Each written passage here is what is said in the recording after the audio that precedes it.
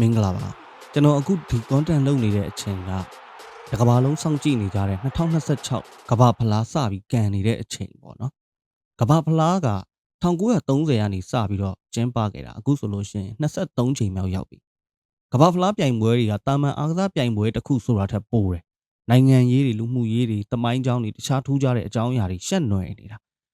1930လောက်ကစခဲ့တာဆိုတော့တော်တော်ကြီးစောတာပေါ့နော်ဒုတိယကဘာစစ်ကိုလည်းဖျက်ဆီးခဲ့ရတယ်ဒီပြိုင်ပွဲရဲ့တမိုင်းတွေထဲမှာကဘာကျော်အာနာရှင်တွေရဲ့လွှမ်းမိုးမှုတွေအကြမ်းဖက်မှုတွေပြီးတော့တခြားထူးဆန်းတဲ့အကြောင်းအရာတွေလည်းပါနေတယ်ကျွန်တော်ဒီတစ်ပတ်ကဘာဖလားတမိုင်းကြောင်းတွေကထူးခြားတဲ့အဖြစ်အပျက်တွေကိုကောက်နှုတ်ပြီးတော့ပြန်ပြီးတော့ပြောပြပါမယ်ပထမဦးဆုံးကဘာဖလားကျင်းပခဲ့တာက1930ဥရုဂွေးအိမ်ရှင်ပေါ့နော်ဒီပထမဦးဆုံးအကြိမ်မှာတင်ဖြစ်ခဲ့တဲ့ကိစ္စတွေကတော်တော်ဇလန်းရှုပ်တဲ့ကိစ္စတွေရှိတယ်ဘိုလီးဗီးယားနီးပြUlises Saucedo ကဒီပြိုင်ပွဲထဲမှာပဲဘိုလီးဗီးယားရဲ့နီးပြလည်းလုပ်တယ်ပြီးတော့အာဂျင်တီးနားနဲ့မက္ကဆီကိုကစားတဲ့အုပ်စုပွဲမှာလည်းကွင်းလေတိုင်းဝင်လုပ်တယ်အာဂျင်တီးနားကမက္ကဆီကိုကို6-3 နဲ့နိုင်တဲ့အဲ့ဒီပွဲမှာအာဂျင်တီးနားဘက်ကိုအငင်းပွားစရာပက်နယ်တီသူက3ချိန်တောင်ပေးခဲ့တယ်ဘိုလူပွဲမှာအင်ရှင်ဥရုဂွေးနဲ့အာဂျင်တီးနားကန်တော့လေသူကစီးကြက်တိုင်းဝင်လုပ်သေးတယ်အခုခေတ်ဆိုလို့ရှိရင်တော့ဒီကိစ္စကတော်တော်ပြဿနာကြီးမှာပြီးတော့ခွင့်လည်းပြုမှာမဟုတ်ဘူးပေါ့အဲ့ဒီလိုမျိုးဘာဖြစ်လို့ဖြစ်တာလဲဆိုတော့ပထမဦးဆုံးအချိန်ကဘာဖလားမို့လို့စီကန်းတွေလည်းတိတ်ပြီးတိတိကျကျမရှိသေးတာရေပြီးတော့အဲ့ဒီအချိန်တုန်းကဒီတောင်အမေရိကတိုက်အထိဒိုင်လာလုပ်ပေးမဲ့လူရှားတဲ့အတွက်နားလေတဲ့နီးပြတွေကိုပဲပြန်ပြီးတော့အကူအညီတောင်းခဲ့ရတာမျိုးဖြစ်နိုင်အဲ့ဒီနှစ်မှာဆီမီဖိုင်နယ်ကန်တော့အင်ရှင်ဥရုဂွေးနဲ့ယူဂိုစလာဗီးယာဥရုဂွေးက2-1နဲ့နိုင်နေတယ်ကန်နေရင်နဲ့ဥရုဂွေးကန်လိုက်တဲ့ဘောလုံးကဂိုးမဝင်ဘဲနဲ့ဘေးကိုထွက်သွားတယ်အဲ့ဒါကိုကွင်းဘေးမှာရှိတဲ့ရဲဝန်တန်းဥရုဂွေးအတင်းဂိုးသွင်းနိုင်အောင်လို့ဆိုပြီးတော့အပြင်ထွက်သွားပြီးသားဘောလုံးကွင်းနဲ့ပြန်ကန်ထည့်ပြီးတယ်အဲ့ဒီဘောလုံးကိုပဲဥရုဂွေးကစားသမားကပြန်ယူပြီးတော့ကန်သွင်းလိုက်တာဂိုးဝင်သွားတယ်ယူဂိုစလပ်တသင်းလုံးကဝိုင်းပြီးကန်ကွက်ပင်မဲ့ဒိုင်လူကြီးကလည်းဂိုးပေးလိုက်တယ်အဲ့ဒီဂိုးကြောင့်ပဲယူဂိုစလာဗီးယားစိတ်သက်ကျသွားပြီးတော့ပွဲပြီးတော့6-1နဲ့ရှုံးသွားတယ်နောက်ထပ်ဆီမီဖိုင်နယ်တပွဲရကြတော့အမေရိကန်နဲ့အာဂျင်တီးနားကစားတာပွဲကကျန်းတယ်ကစားသမားတွေဒဏ်ရာတွေရတယ်အဲ့ဒီမှာအမေရိကန်ကစားသမားတွေဒဏ်ရာရကုန်တာမြင်တော့သူတို့ရဲ့ဆေးအဖွဲ့ဝင်ဂျက်ကိုဆိုတဲ့လူကဒိုင်လူကြီးကိုရန်တွေးဖို့ကွင်းထဲကိုပြေးဝင်တာအဲ့ဒီမှာခလုတ်တိုက်လဲပြီးတော့သူ့အိတ်ထဲကကလိုရိုဖောင်းပလင်းကွဲသွားတယ်အဲ့ဒီငွေတွေကိုသူပြန်ရှုံမိပြီးတော့ရန်မတွေးလိုက်ရသေးခင်ကွင်းလယ်မှာလည်းတတိလက်သွားလို့သူ့ထန်းစင်နဲ့ပြန်သေးထုတ်သွားတယ်ကဘာဖလားသမိုင်းမှာအလွဲဆုံးနဲ့အကြီးအဆုံးကိစ္စတွေတည်းကတစ်ခုပေါ့နော်အဲ့ဒီပွဲမှာလည်းအာဂျင်တီးနားအမေရိကန်6-1နဲ့နိုင်ပြီးတော့ final တက်လာဘိုလူပွဲကြတော့ပိုဆိုးသွားအင်ရှင်ဥရုဂွေးကလည်းသူတို့ဘောလုံးနဲ့ကစားမယ်အာဂျင်တီးနားကလည်းသူတို့ဘောလုံးနဲ့ပဲကစားမယ်အကြီးအကျယ်ညင်းကြနောက်ဆုံးလဲကြောက်ပထမပိုင်းမှာအာဂျင်တီးနားဘောလုံးနဲ့ကန်ဒုတိယပိုင်းမှာဥရုဂွေးဘောလုံးနဲ့ကန်ဆိုပြီးဆုံးဖြတ်ပေးလိုက်ကျွန်တော်တို့စီမှာရွာတွေမှာကစားတဲ့ဘောလုံးပွဲတွေလို့အဲ့လိုကွာကြကြတွေဖြစ်တာပါနော်နောက်ဆုံးအင်ရှင်ဥရုဂွေးကပဲ4-2နဲ့နိုင်ပြီးတော့ပထမဦးဆုံးအချိန်ကမ္ဘာဖလားကိုသူတို့မြေမှာအင်ရှင်လုပ်ပြီးသူတို့ကရသွားတယ်အဲ့ဒီ final ပွဲရဲ့ဒိုင်လူကြီး John Langinus ကပွဲပြီးတော့ပြည်သက်တွေသူ့ကိုတိုက်ခိုက်မှကြောက်လို့ဆိုပြီးတော့လုံခြုံရေးအာမခံချက်တောင်းရတယ်ပွဲပြီးတော့စိတ်ကန်းကိုအမြန်ပြေးပြီးတဲမောပေါ်တက်ချက်ချင်းသူ့နိုင်ငံကိုဂိုးတော့တာပဲနောက်တစ်ခုကကျတော့အဲ့ကမ္ဘာဖလားပြီးသွားတဲ့အချိန်အသင်းတွေကိုနိုင်ငံကိုပြန်တဲ့အချိန်မှာဖြစ်တာရိုမေးနီးယားအသင်းတဲမောနဲ့သူတို့နိုင်ငံကိုပြန်တယ်အဲ့ဒီမှာ Alfred Eisenbizer Ferraru ဆိုတဲ့ကစားသမားဖျားနေလို့အီတလီကဂျီနိုဝါမှာဆေးရုံတင်လိုက်ရတယ်ရိုမေးနီးယားမှာကျတော့သူသေသွားပြီဆိုပြီးတော့ကောလာဟာလာတွေဘယ်လိုပြန်သွားလဲမသိAlfred ရဲ့အမေရတောင်မှပဲသူ့သားတကယ်သေသွားပြီထင်ပြီးတော့နာရေးတွေပါပြင်ဆင်တာအဲ့နာရေးနေမှာပဲ Alfred ကအိမ်ကိုပြန်ရောက်လာသူ့ကိုလည်းမြင်တော့သူ့အမေပါတတိလက်သွားအဲ့ဒီခက်ကအခြေအနေတွေကဒီဘက်ခက်အနေအထားနဲ့ဆိုလို့ရှိရင်တော့ရည်စရာကောင်းတဲ့ကိစ္စတွေပဲဒါပေမဲ့ဒါတွေကလည်းဒီကမ္ဘာဖလားကြီးရဲ့တမိုင်းအစဖြစ်တဲ့အတွက်ဘရောမမေ့ပြီးခြံထားခဲ့လို့ရမှာမဟုတ်ဘူးပေါ့နော်ဒါလောက်အခက်အခဲတွေမျိုးမျိုးကြားတဲ့ကနေစူးစမ်းပြီးကျင်းပခဲ့ကြတယ်ဆိုတာကိုမြင်နိုင်တာပေါ့နောက်တစ်ခုကအဲ့ဒီအစောပိုင်းကမ္ဘာဖလားပွဲတွေမှာအာနာရှင်တွေရဲ့လွှမ်းမိုးမှုတွေပါခဲ့တယ်ပထမဦးဆုံးအချိန်1930ကမ္ဘာဖလားမှာရိုမေးနီးယားအသင်းဝင်ကန်မယ်ဆိုတော့သူတို့အသင်းအတွက်ကစားသမားရွေးတာနီးပြတို့ဘောလုံးကြောင်းနားလေလူတို့မဟုတ်ဘူးရိုမေးနီးယားဘရင်ကာရိုကိုတိုင်လူရွေးတာပြီးတော့1934အီတလီကမ္ဘာဖလားကြတော့အီတလီအာနာရှင်မူဆိုလီနီခက်ပေါ့အဲ့ဒီပွဲမှာသူ့လက်ချက်တွေပါလာအောင်အီတလီခြေစစ်ပွဲအောင်ဖို့ဆိုပြီးတော့ Greece အသင်းကိုလက်ထိုးတယ်အေသင်မျိုးက Phyllis Street ဆိုတဲ့လမ်းမှာအဆောက်အုံတစ်လုံးဝယ်ပေးလိုက် Greece ကလည်းလက်ခံပြီးတော့ခြေစစ်ပွဲဒုတိယအကြော်ကိုမစော့တော့ဘဲနဲ့နှုတ်ထွက်သွားတယ်အဲ့ဒီကိစ္စကလည်းနောက်ပိုင်းမှာပြန်ပြီးပေါ်လာတာနောက်တစ်ခုကကြတော့ဖလားလူဖို့ကြံတဲ့ကိစ္စ1938ပြင်သစ်ကမ္ဘာဖလားမှာအီတလီဘိုးဆွဲတယ်ဖလားရတယ်ပြီးတော့ဒုတိယကမ္ဘာစစ်ကြီးဖြစ်ကောအဲ့တော့1942နဲ့1946ကမ္ဘာဖလား2ကြိမ်ကမကျင်းပနိုင်တော့အီတလီမှာအဲ့ဒီဖလား12နှစ်ကြာအောင်ရှိနေခဲ့တာပေါ့ အဲ့ဒီအချိန်မှာနာဇီတွေကအီတလီမှာအခြေစိုက်နေတယ်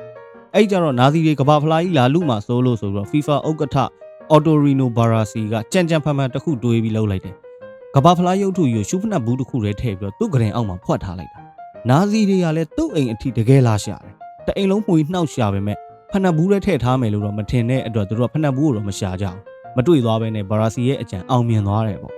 ့ဒုတိယကမ္ဘာစစ်ကြီးပြီးလို့1950 Brazil မှာကမ္ဘာဖလားပြိုင်ပွဲပြန်လုပ်တော့မှအီတလီကဒီဖလားကြီးကို FIFA ကိုပြန်အပ်ခဲ့တယ်1984ကမ္ဘာဖလားမှာကျတော့အာဖရိကကဇာယာအသင်းကမြူဘူးအီလွန်ဂါဆိုတဲ့ကစားသမားရဲ့လုပ်ရက်ကလည်းထူးခြားတယ်။ Brazil နဲ့ပွဲမှာပဲဖြစ်တာ။ပွဲချိန်85မိနစ်ရောက်နေပြီ။ Asian Brazil က3ဂိုးမရှိနဲ့နိုင်နေတယ်။အဲ့ဒီအချိန်မှာ Brazil ဘက်က free kick ရတယ်။ free kick ကန်ဖို့လုပ်နေတဲ့အချိန်မှာမကန်ခင်တည်ထားတဲ့ဘောလုံးအဲ့ဒီအီလွန်ဂါပြေးပြီးကန်ထုတ်ပလိုက်ကော။အဲ့ဒီလုပ်ရက်ကိုပြည်သက်တွေကလှောင်ကြတယ်။ဘာလုပ်တာလဲနားမလဲကြဘူး။ဒါပေမဲ့အဲ့ဒီနောက်ွယ်မှာတကယ်ကြောက်စရာကောင်းတဲ့ကိစ္စကြီးတစ်ခုရှိတယ်။အဲ့ဒါကိုဘယ်သူမှမသိခဲ့ကြဘူး။တကယ်တမ်းမှာအီလွန်ဂါကသူ့ကိုယ်သူရောသူ့အသင်းကိုရောကယ်ကျင်လို့လုပ်ခဲ့တာအသက်ရှင်ခြင်းလို့လုပ်ခဲ့တာ။ဘာဖြစ်လို့လဲဆိုတော့အဲ့ဒီအချိန်တုန်းကဇာယာနိုင်ငံကိုအုပ်ချုပ်နေတဲ့အာဏာရှင်ကမိုဘူတူစီစီစီကိုတဲ့။သူကဘာပြောထားလဲဆိုတော့မင်းတို့ဘရာဇီးကို3ဂိုးထပ်ပိုရှုံးလို့ရှိရင်တသင်းလုံးအသက်ခံရမယ်။အဲ့လိုချင်းချောက်ထားတာ။အဲ့ဒါကြောင့် तू ကပွဲပြီးကန်ဒီမှာနောက်တစ်ဂိုးထပ်ပေးရမှာဆိုလို့အချိန်ဆွဲဖို့သူ့စိတ်ထဲပေါ်လာတာကိုလုပ်ခဲ့တာ။ကန်ကောင်းကျင်တော့ဇာယာကဘရာဇီးကိုအဲ့ဒီ3ဂိုးမရှိနေပဲရှုံးသွားတယ်။သူတို့လည်းအသက်မခံရတော့ဘူးဒါပေမဲ့အဲ့ဒီအာနာရှင်မိုဘူတူကတော့ဇာယာဘောလုံးအသင်းကိုစိတ်ပြတ်သွားပြီးတော့အသင်းကိုထောက်ပံ့တာတွေအားပေးတာတွေလုံးဝရပ်ပစ်လိုက်1982ကမ္ဘာဖလားကျတော့ပြင်သစ်နဲ့ကူဝိတ်နဲ့အုပ်စုပွဲကန်တယ်ပြင်သစ်ဘက်ကဘောလုံးရနေတဲ့အချိန်မှာပြည်သက်ထဲကခရတန်ထွက်လာအဲ့ဒါကိုဒိုင်လူကြီးဝစီမှုတ်တယ်ထင်ပြီးတော့ကူဝိတ်ကစားသမားတွေကမစော့တော့ဘဲနဲ့ရပ်လိုက်တယ်ပြင်သစ်ကကျတော့ဒိုင်လူကြီးမှုတ်တာမဟုတ်မှန်းသိပြီးတော့အဲ့ဒီဘောလုံးဆက်ဆွဲသွားပြီးတော့ဂိုးသွင်းပလိုက်တယ်အဲ့ဒီမှာတင်ကူဝိတ်ဘောလုံးအဖွဲ့ချုပ်ဥက္ကဋ္ဌကွင်းထဲအထိဆင်းလာပြီးတော့အဲ့ဒီဂိုးကိုပယ်ဖြတ်ပြီးမဟုတ်လို့ရှိရင်ငါအသင်းကိုကွင်းထဲကနေချက်ချင်းပြန်ခေါ်ထုတ်သွားမယ်အဲ့လိုမျိုးဒိုင်လူကြီးကိုချင်းချောက်တယ်အန်ဩစရာကောင်းတာကအဲ့ဒီပွဲကိုကင်တဲ့ဆိုဗီယက်ဒိုင်လူကြီးကလည်းသူ့စကားကိုနားထောင်ပြီးတော့ဂိုးကိုပယ်ဖြတ်ပေးလိုက်တယ်ဒါကကမ္ဘာဖလားသမိုင်းမှာအာနာရှိတဲ့လူတယောက်ကပွဲရလက်ကိုဓာတ်ရိုက်ပြောင်းပစ်ခဲ့တဲ့တော်တော်ရုပ်ဆိုးတဲ့ကိစ္စတစ်ခုဖြစ်ခဲ့တာဒါပေမဲ့ပွဲပြီးတော့ပြင်သစ်ကပဲ၄ဂိုးတကိုးနဲ့နိုင်သွားတယ် FIFA ကအဲ့ဒီကူဝိတ်ဘောလုံးအဖွဲ့ချုပ်ဥက္ကဋ္ဌကိုအမေရိကန်ဒေါ်လာ1000တန်ရိုက်တယ်အဲ့ဒီဂိုးကိုပယ်ဖြတ်ပေးခဲ့တဲ့ဆိုဗီယက်ဒိုင်လူကြီးမီရိုစလာဗ်စတူပါသူ့ကိုကြတော့တသက်တာဒိုင်လူကြီးလောက်ခွင့်ပိတ်ပစ်လိုက်တယ်အဲ့ဒီခေတ်တုန်းကအာနာရှိတဲ့လူတွေကသူတို့နဲ့မဆိုင်တဲ့အားကစားအပေါ်မှာပါဘလူတွေဝင်ပြီးလွှမ်းမိုးဖို့ဆွတ်ဖက်ဖို့ကြိုးစားခဲ့ကြသလဲဆိုတဲ့သက်သေပေါ့နော်1954ကမ္ဘာဖလားကြတော့ဟန်ဂေရီနဲ့ဘရာဇီးကွာတာဖိုင်နယ်ကတော်တော်ကျန်းတယ်ဟန်ဂေရီက32ပွဲဆက်တိုက်မရှုံးတဲ့စံချိန်ရနေတာဘရာဇီးကလည်းခြေစွမ်းထက်တဲ့အသင်းအဲ့ဒီတော့ပွဲကတော်တော်တွန်းတွန်းတိုက်တိုက်နဲ့ကြမ်းတမ်းတယ်ဘရာဇီးဘက်က2ယောက်ဟန်ဂေရီဘက်က1ယောက်နှစ်သင်းပေါင်းအနီးက3ကတ်ထိတယ်ပွဲပြီးတော့ဟန်ဂေရီကဘရာဇီးကို4ဂိုး2ဂိုးနဲ့နိုင်သွားတယ်ပြီးတော့ဥမင်လှိုင်ကောင်းထဲမှာကစားသမားတွေနီးပြတွေသတင်းတောက်တွေနှစ်သင်းလုံးအစုလိုက်အပြုံလိုက်ရိုက်ကြတော့တာပဲဟန်ဂေရီနီးပြဆိုလို့ရှိရင်မျက်နှာမှာ4ချက်တောင်ချုပ်လိုက်ရတယ်ပြီးတော့ဟန်ဂေရီရဲ့ဂန်ဝင်ဘောလုံးသမားပေါ့ရှ်ကတ်သူဆိုလို့ရှိရင်ဘရာဇီးအသင်းအဝယ်လဲကန်တဲ့အထိသွားပြီးတော့ကစားသမားပင်ဟဲရိုပလင်းနဲ့ပါရိုက်ထည့်ပလိုက်တာ1962ချီလီကမ္ဘာဖလားကြတော့ပြိုင်ပွဲစမကျင်းပခင်ကလေးကဘောက်ချာတွေရှိတယ်အဲ့ဒီနှစ်ကမ္ဘာဖလားမတိုင်ခင်ချီလီမှာကမ္ဘာသမိုင်းတစ်လျှောက်အပြင်းဆုံးလို့ပြောလို့ရတဲ့ဗယ်ဘီဒီယာငလျင်ကြီးလှုပ်ခဲ့ဆုံးရှုံးမှုလည်းတော်တော်ကြီးတယ်ချီလီဘောလုံးအဖွဲ့ချုပ်ဥက္ကဋ္ဌကကျွန်တော်တို့မှာဘာမှတော့မရှိတော့ဘူးဒါပေမဲ့အရာအလုံးကိုကျွန်တော်တို့ရအောင်လုပ်ပြပါမယ်လို့ပြောပြီးတော့ကမ္ဘာဖလားကိုမရအောင်စူးစမ်းပြီးအင်ရှင်လုပ်ကမ္ဘာဖလားပွဲမစခင်မှာအီတလီသတင်းတောက်တွေကအင်ရှင်လုံးမဲ့ချီလီအကြောင်းဘာရေးလဲဆိုတော့ဒီနိုင်ငံပြည်တစားတွေရာဇဝတ်မှုတွေပေါ်တဲ့နေရာလို့သတင်းထဲမှာရေးခဲ့တယ်အဲ့ဒါကြောင့်ပွဲမစခင်ကလေးကဒီနှစ်နိုင်ငံကြားထဲမှာအခြေအနေတွေတင်းမာနေတာဒီနှစ်သင်းကလည်းပြိုင်ပွဲထဲမှာတိုက်ဆိုင်ပဲပြန်တွေ့အဲ့ဒီမှာသူတို့ပွဲလဲကန်ရောပွဲစပြီး35စက္ကန့်မှတင်ချကုန်ကြတော့တာပဲအီတလီကစားသမားဂျော်ဂျီယိုဖာရီနီကကွင်းထဲကထွက်ဖို့ညင်းလို့ရဲတွေပါအတင်းဆွဲထုတ်ရတယ်ပြီးတော့ချီလီကစားသမားလီယိုနယ်ဆန်ချက်စ်ကလက်သီးစွမ်းပြလိုက်တာအီတလီကစားသမားတယောက်နှာခေါင်းကျိုးသွားတယ်အဲ့လိုမျိုးပွဲကြမ်းခဲ့ကြတာပေါ့နော်ပြီးတော့အဝါကတ်အနီကတ်စပြီးပေါ်လာတဲ့အကြောင်းကျွန်တော်ပြောပြမယ်1966ကမ္ဘာဖလားမှာအင်္ဂလန်နဲ့အာဂျင်တီးနားနဲ့ကွာတာဖိုင်နယ်ကန်ကြတယ်အင်္ဂလန်အာဂျင်တီးနားဆိုတာလေခက်အဆက်ဆက်ကပြိုင်ဘက်ကြီးတွေဗျာပွဲကြမ်းတယ်အာဂျင်တီးနားအသင်းကောင်းဆောင်ရက်တင်ကိုဒိုင်လူကြီးကထုတ်တယ်အဲ့ဒီတော့အဝါကတ်အနီကတ်မရှိသေးဘူးဆိုတော့မင်းထွက်သွားပါဇက်နဲ့ပြောတာပေါ့ဒါပေမဲ့ဘာသာစကားချင်းမတူတော့ရက်တင်ကနားမလဲဘူးကွင်းထဲကထွက်ဖို့လည်းညင်းတယ်အဲ့ဒီမှာပြဿနာတွေထပ်တက်ကြတယ်အဲ့ဒီနောက်ပိုင်းမှာကန်အက်ဆန်ဆိုတဲ့ဒိုင်လူကြီးကမီးပွိုင်းကအဝါနဲ့အနေတွေကိုကြည့်ပြီးတော့နိုင်ငံတကာနားလည်နိုင်မဲ့အဝါအနီစနစ်ကိုစဉ်းစားမိသွားတယ်။အဲ့ဒီကနေစပြီးတော့အဝါကတ်အနီကတ်တွေကို1980ကမ္ဘာဖလားမှာစပြီးကျင့်သုံးတယ်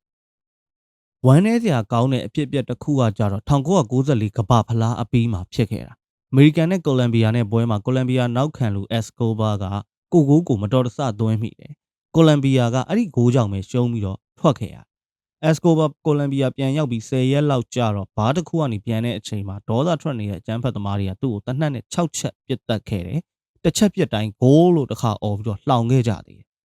်ဒီကိစ္စဘောလုံးလောင်းကစားကိုင်းတွေရဲ့လက်ချက်လို့ယူဆခဲ့ကြတာပေါ့နော်ကမ္ဘာဖလားသမိုင်းမှာဝမ်းနည်းစရာအကောင်းဆုံးကိစ္စအဖြစ်နဲ့ဒီနေ့အထိမှတ်မိနေကြတယ်ပြီးတော့ကမ္ဘာဖလားနဲ့ပတ်သက်တဲ့ကြိမ်စာတွေရှိတယ်အခုကျွန်တော်တို့မြင်ရတဲ့ဘရာဇီးအသင်းကအဝါရောင်ဝတ်စုံဝတ်ကစားနေတဲ့အသင်းဖြစ်နေပြီပေါ့နော်1950ဘရာဇီးကမ္ဘာဖလားတုန်းကကြတော့သူတို့ကအဖြူရောင်ဝတ်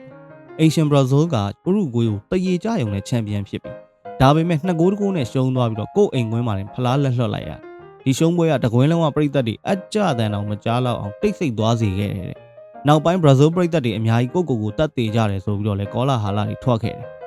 ဂျားတွေကဒုက္ခရောက်တာဘရာဇီးကိုသမားပဲသူဆိုလို့ရှိရင်ဥရုဂွေးရဲ့အနိုင်ကိုမဖမ်းနိုင်ခဲ့လို့ဆိုပြီးတော့တစ်သက်လုံးလူအတိုင်းအဝိုင်းကနေအကျဉ်ခံရပြီးတော့ဆင်းရဲရဲနဲ့ဒုက္ခရောက်ခဲ့တာသူနောက်ဆုံးကွယ်လွန်တဲ့အချိန်အထိပဲဘရာဇီးကဘောလုံးအားကစားကိုဘယ်လောက်ယူသွတ်တယ်လဲနော်အဲ့ဒီနောက်ပိုင်းမှာအခုအထိကျွန်တော်တို့မြင်နေရတဲ့အဝါရောင်ဝတ်စုံပြောင်းပြီးတော့ကစားခဲ့တယ်နောက်တစ်ချက်ကကြတော့လူတော်များများသိတဲ့ကိစ္စပါကမ္ဘာဖလားမှာချန်ပီယံချိန်စာရှိတယ်ဆိုတဲ့အယူအဆပေါ့2000ပြည့်နှစ်နောက်ပိုင်းကစပြီးတော့ကမ္ဘာဖလားချန်ပီယံဖြစ်တဲ့အသင်းကနောက်တစ်ချိန်လုပ်တဲ့ကမ္ဘာဖလားကြလို့ရှိရင်အုပ်စုအဆင့်ကနေပြုတ်သွားလို့98ကမ္ဘာဖလားမှာပြင်သစ်ကဘရာဇီးကိုနိုင်ပြီးတော့ချန်ပီယံဖြစ်ခဲ့တယ်2002ကမ္ဘာဖလားကြတော့အုပ်စုကပြုတ်တယ်ပြီးတော့2006ချန်ပီယံအီတလီကကြတော့2010မှာအုပ်စုပြုတ်တယ်2010ချန်ပီယံစပိန်ကကြတော့2014မှာအုပ်စုပြုတ်တယ်2014ချန်ပီယံဂျာမနီကကြတော့2018မှာအုပ်စုပြုတ်တယ်2018ချန်ပီယံပြင်သစ်ကကြတော့အဲ့ဒီချိန်စာကိုချိုးဖျက်ပလိုက်တယ်ပြီးခဲ့တဲ့2022ကာတာကမ္ဘာဖလားပေါ့အဲ့ဒီမှာပြင်သစ်ကဘောလုံးပွဲအထိတက်ခဲ့ပြီးတော့2ချိန်ဆက်ကမ္ဘာဖလားယူဖို့ကြိုးစားခဲ့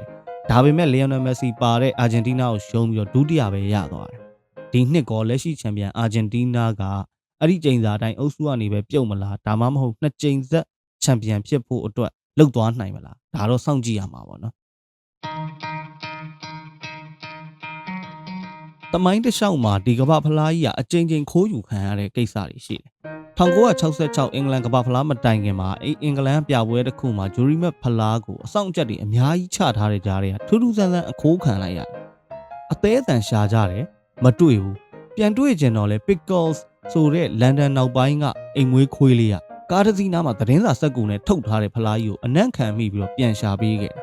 Pickles ကချက်ချင်းကဘာကျော်သွားတယ်သူ့ကို Dog of the Year ဆိုပြီးတော့ဂုဏ်ပြုလိုက်ကြသေးတယ်အဲ့ဒီဖလားကြီးပြန်တွေ့ခဲ့ပေမဲ့ဘယ်သူခိုးခဲ့တာလဲဆိုတာတော့ဒီနေ့အထိ mystery ပဲဘယ်သူမှမသိဘူးအဲ့ဒီဖလားကဒီတစ်ချိန်တည်းမဟုတ်ဘူးနောက်တစ်ချိန်ထပ်ပြီးအခိုးခံရသေးတယ်1980မှာဘရာဇီးကကမ္ဘာဖလား3ချိန်မြောက်ချန်ပီယံဖြစ်သွားလို့ဆိုပြီးတော့အဲ့ဒီဂျူရီမက်ဖလားကြီးကိုထာဝရသိမ်းခွင့်ရသွားတယ်ဘရာဇီးဘောလုံးအဖွဲ့ချုပ်မှာသိမ်းထားတယ်1983ကျတော့အဲ့ဒီဘရာဇီးဘောလုံးအဖွဲ့ချုပ်ရုံးခန်းထဲကနေဘယ်သူမှမသွားလဲမသိဘူးပျောက်သွားတာဒီနေ့အထိပဲလုံးဝကိုပြန်ရှာလို့မတွေ့တော့ဘူးနောက်တစ်ခုကတော့ကမ္ဘာဖလားနဲ့ပတ်သက်လို့ရှိရင်ရေပန်းစားတဲ့တရိတ်ဆန်လေးတွေကဟောကြတဲ့ဟောဂိမ်းတွေပေါ့နော်2010တောင်အာဖရိကကမ္ဘာဖလားမှာနာမည်ကြီးခဲ့တာဆိုလို့ရှိရင်ရေပွဲပေါပေါ့ဂျာမနီမှာရှိတဲ့ငါးပြတိုက်တစ်ခုမှာမွေးထားတာသူကဂျာမနီအသင်းပွဲတွေနဲ့ဘိုလူပွဲအပါအဝင်10ပွဲမှန်အောင်ခံမှန်းနိုင်ခဲ့တယ်အသင်းအလံတွေကတ်ထားတဲ့အစာဘူး2ဘူးသူတို့ကချထားတယ်အဲ့မှာရေပွဲပေါရွေးလိုက်တဲ့ဘူးက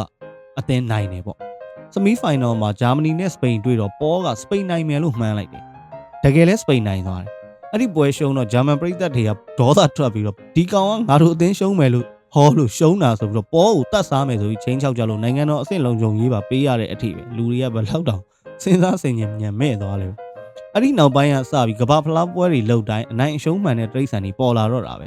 2018ရုရှားကမ္ဘာဖလားမှာဆိုရင်အာခီလိစ်ဆိုတဲ့ကြောင်ပြူလေး2022ကာတာကမ္ဘာဖလားကြတော့တာယိုဆိုတဲ့ဖြန်လေးရယ်ပြီးတော့ရှာဟင်းဆိုတဲ့ကလပ်အုပ်အကောင်တွေကလည်းစုံနေရပဲပေါ့နော်အခုကျွန်တော်ပြောခဲ့တာတွေကတော့ကမ္ဘာဖလားသမိုင်းကြောင်းတစ်လျှောက်လူတည်နေတဲ့တချို့အချက်အလက်တွေသမိုင်းဝင်အဖြစ်အပျက်တွေဖြစ်ပါတယ်ကျွန်တော် channel ကိုကြည့်နေကြလူတွေထဲမှာလည်းကမ္ဘာဖလားအားပေးတဲ့လူတွေလည်းပါမယ်ထင်ပါတယ်ဘယ်သူတွေကဘယ်အသင်းကိုအားပေးကြမလဲတော့ကျွန်တော်မသိဘူးပေါ့နော်ကျွန်တော်ကတော့ဒီနှစ် Portugal အားပေးမှာပါအားလုံးကိုကျေးဇူးတင်ပါတယ်ကျွန်တော် channel ကို subscribe လုပ်ပြီးတော့ notification ကောင်းလေးနှိပ်ပေးထားကြပါအောင်ခင်ဗျာ